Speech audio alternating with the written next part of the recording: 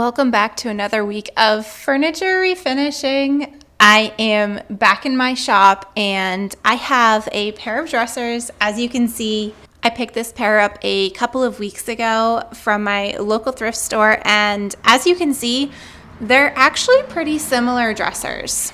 I thought that this could be possibly a fun opportunity to show how you can achieve two completely separate looks with pieces of a similar style. Obviously, these are not exact matches, but they have similar lines, similar features, similar tones, but there are a few key differences that you can obviously see. This first one right here is a little bit smaller, it's a little bit shorter. It is made using a combination of wood and maple veneer. That veneer is actually failing in multiple areas. It's chipping in some areas and pulling away pretty significantly on one of the sides. That combined with its smaller size, I think it's a great candidate to actually be painted. It is not a super high value piece of furniture. It is a cute little vintage piece, and it absolutely has great features like solid wood drawers, solid wood core, and it's quite heavy for its size. Now, in comparison, this one right here is actually made 100% with solid wood. It is completely solid. The top, the sides, the drawer faces, all of it is solid. And this piece, while being very similar in looks, I would rate as a slightly higher quality piece just due to the fact that it's all solid. Now, when comparing the two and how I go about refinishing them, I am going to take into consideration the fact that this one is solid wood, and I will lean into that. With all that being said, this week I am tackling this smaller one. I'm going to paint it, do some fun features to it, and then the following video I will take this slightly larger solid wood piece and show a completely different direction that you could go in with a piece like this. So follow along and let's get started on this little dresser. Since I am just working on that one dresser this week, I am going to go ahead and store this one, put it off to the side until I'm ready to start taking it apart and diving into it. So when focusing in on this first dresser of the pair that I will be refinishing, like I mentioned before, there is some damage to this piece. Again, it's mostly made up of a maple wood veneer. And what with veneer being a thinner material, it is prone to some chips and damage sometimes. There is a pretty good chip on one of these top drawers. That's not too big of a deal. I can fill that. The biggest area with the most significant damage is actually on the side of this dresser. It looks like there possibly could have been some moisture. The base of this dresser sits directly on the ground, and so if the ground gets wet, it's susceptible to the body of the dresser itself getting wet. And when that wood veneer is being held on by glue, which it is, sometimes that glue loosens up and it causes that veneer to bubble and pull away, which is, I'm guessing, what happened in this situation. One of the drawer tracks is broken as well. I found the remnant of that wooden drawer track in another one of the drawers, so it should glue up fairly easily, and that shouldn't be a problem. An easy repair, all things considered. The top of this dresser also has some chips in the veneer, some areas that are peeling, pulling away. It definitely has been banged around. I don't know if it was during transport at some time in its life. It kind of looks like that, in my opinion. It looks like somebody was a little rough with it. And lastly, the other side of the dresser, while not as bad as that first side, it does also have some damage. Again, right on the bottom corner where it is 99% of the time. That's why I like to lift these dressers up as much as I can. If I'm able to build a set of legs, especially for a dresser that is as short as this, it really does extend the life of it because it lifts up that main body off of the ground. Despite all of that damage, it's such a charming little dresser. My absolute favorite feature is this wooden trim along the top. It has a really beautiful scalloped detail, and I think it'll still shine through and show through, especially if I pick a paint color with a nice sheen, like a satin sheen. That satiny finish will catch the light on those curves and just be something pretty, a pretty element to this little piece. First order of business, let's get all of these drawers out of this dresser and really assess to make sure there's no other damage.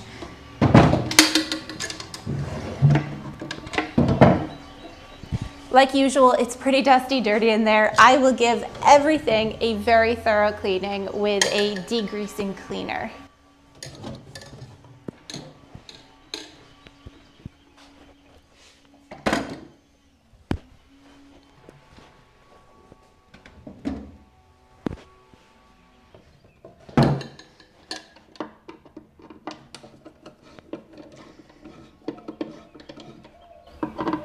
I'm not planning on keeping these bat poles. They're not my favorite design ever. Even though I suspect that they are made of brass and they will shine up to a shiny finish, I would like to actually install knobs on all of the drawers of this piece. So I am going to take these off and fill in my hardware holes so that I can drill new holes.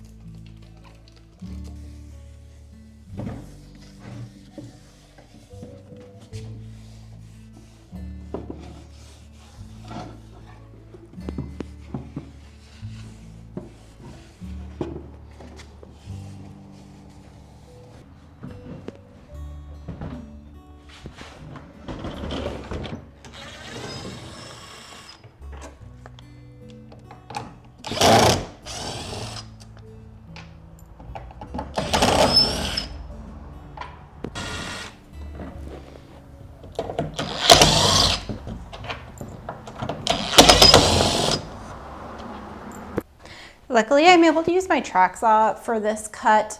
I am going to chop a significant section of this base off. It's just damaged from both the inside and the outside. And I want to add legs, and the more I cut off, the higher the legs can be. And in my opinion, sometimes taller legs look a little bit more grand.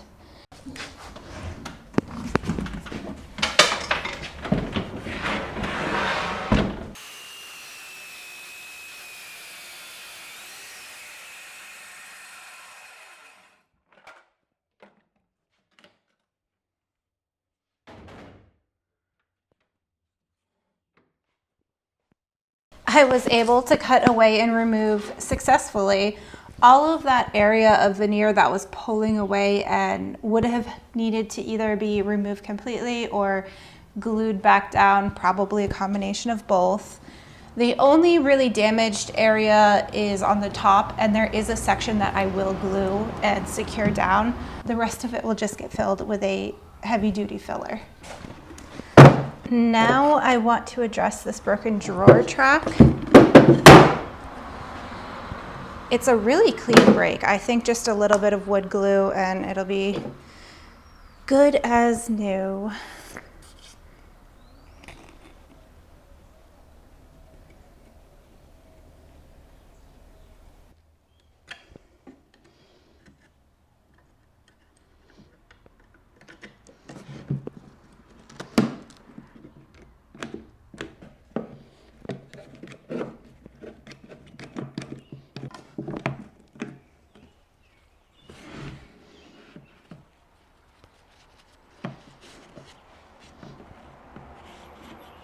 I'm gonna use a 2-part filler to fill the screw holes. This one's Bondo, but they make several different brands. It just dries really, really hard and quickly as well. Because it dries so quickly, I'm gonna do this in steps and not necessarily mix all of the Bondo that I need for the entire filling in one go. I'll do it in multiple different mixtures so that it does not dry on me too quickly.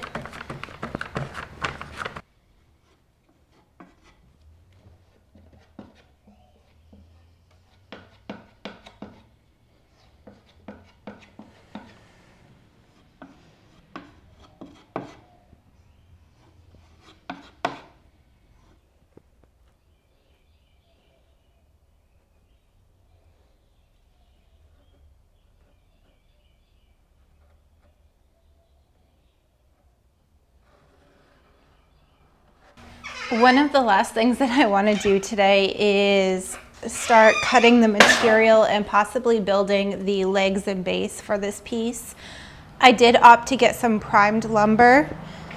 It's all solid wood, so it is still sturdy. It's just pre-primed, so it will take the paint that much easier. And since I'm painting the base the same color as the body of the dresser, I do want to make sure to paint them all at the same time. It's just easier that way, so I might as well build it now.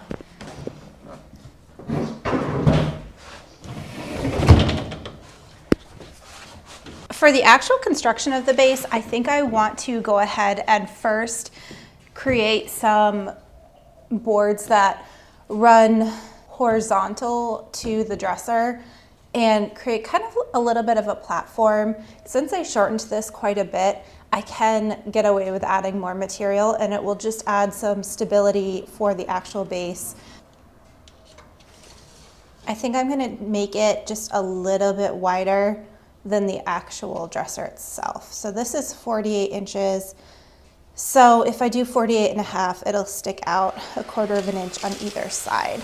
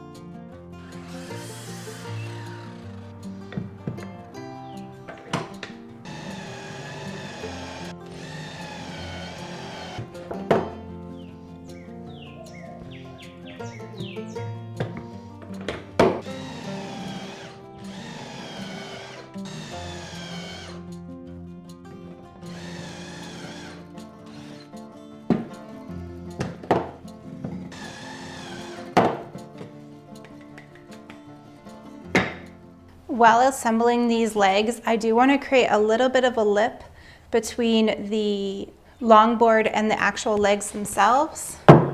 So I actually have 2 pieces of material to do this. And I'll just use that as a spacer while I am screwing these 2 pieces together.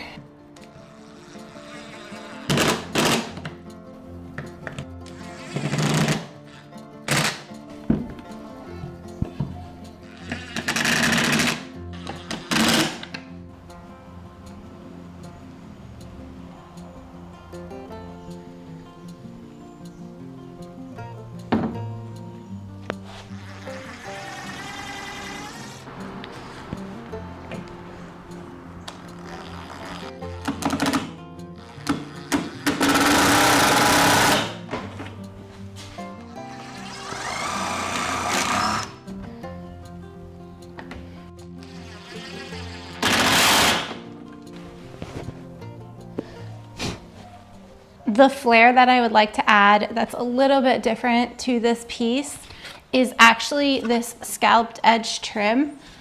I'd like to go ahead and attach it to the front of the dresser, the front of this base. That's why I made sure to make this board inset a little bit so that this would fit seamlessly and not stick out. What I'm gonna do is measure the center point of this board, the center point of one of these, and then start at the middle and work my way out. That way I end on equal sides on both sides, because I will have to cut a little bit off. It's just barely shorter than 3 of these altogether.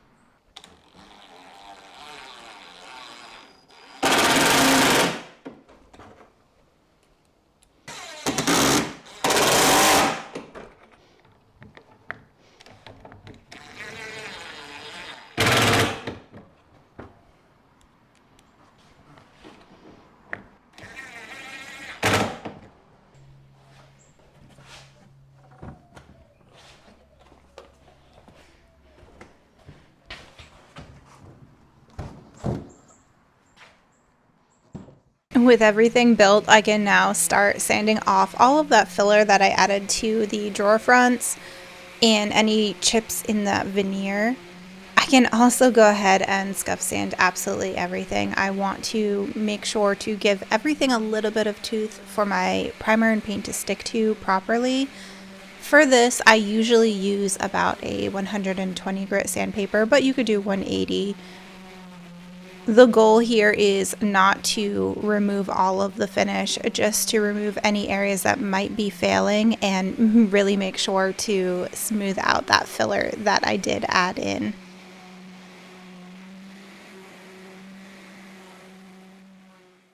I've got my favorite bin shellac primer. This is a tinted white primer. I'm actually running out of this can, but I have a fresh one. I will be opting to spray this primer. Just be cautioned. Spraying it, you do have to clean it out very specifically. Just spray with that knowledge, knowing that if this is not cleaned out properly, it very well might ruin your spray gun. I always like to filter it because there's usually some crusties and lumps that are in this can, especially when I'm towards the bottom like this can is. This one is all done and empty, so I will open my fresh can.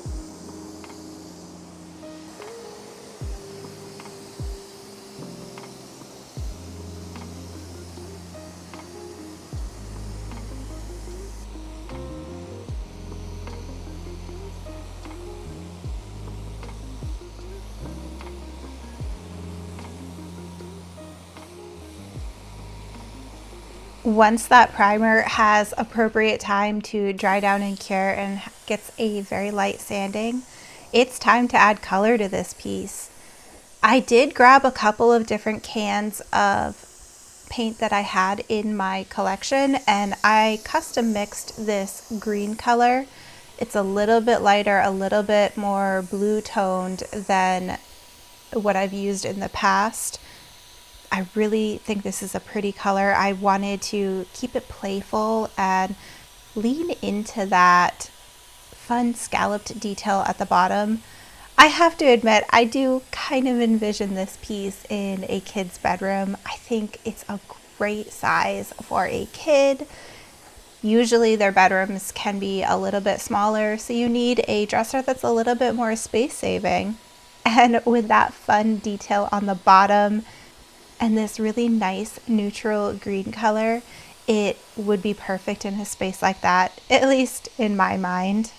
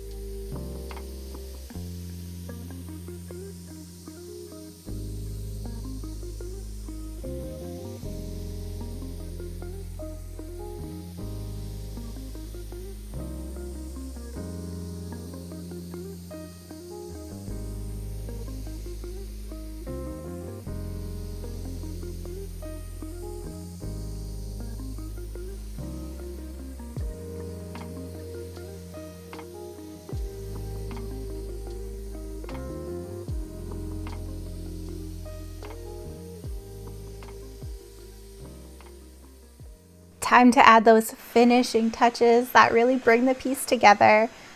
I'm going to clean the drawers really thoroughly, and I do plan on lining these drawers like I do most of my dressers. I know it's not necessarily a essential step to do. These drawer boxes are very clean. I don't think there's a single stain on any one of them. And like I mentioned before, they are solid. It just helps to protect the piece a little bit longer and help to prevent staining. And these are completely removable. I did opt to pick, again, a more neutral checkered pattern. I thought this was so cute and a little playful still. I wanted to make sure to make this pretty neutral so that it could go in either a little boy's space or a little girl's space, or I mean a grown adult. I would put this in my room. I think it's really cute. By keeping it the tan beige color, it blends in with everything. After that, it's time for knobs. I am going to do 2 knobs on each one of these drawers so that you have a good grasp on either side to open the drawers. These drawers slide very easily, so it's not going to be a problem whatsoever. But it's nice to have them on both sides so that you can use both hands if you need to, if the drawer gets really heavy with lots of clothes or something like that.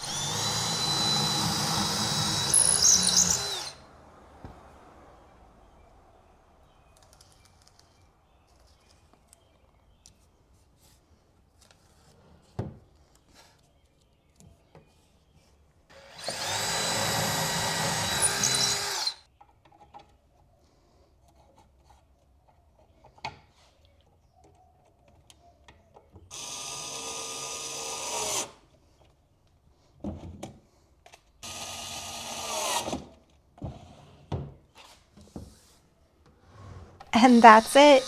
You know what time it is. Let's take a look back at what we started with this sweet little dresser. This one had a really good jumping off point, a good starting point. I have to admit, it had me fooled. I thought that it had a solid wood core with just wood veneer over it, but when I was chopping down the sides to remove the damage, I did notice it's actually made of a particle board in the middle. So for all you wood purists out there, you don't have to sweat it. I didn't paint over a solid wood piece of furniture. And without any further waiting, let's take a look at the finished product. What a cute, sweet little dresser. I know I keep saying that, it's the first thing that pops to my head. It's just so adorable. I've really been looking for a good candidate to do this scalloped edge detail, and I think this one was perfect for that. It needed some height, needed some legs, and that's exactly what it got. With this soft, muted, pretty green color, it allows the aged brass knobs to really pop off of it. I hope somebody gets to see this piece and gets to cherish it and to get to add it to their room and design around it. Don't be surprised if you see some more of that scalloped detail in some of my future pieces. I really do like it, and I think there are some more fun possibilities that it can be applied to.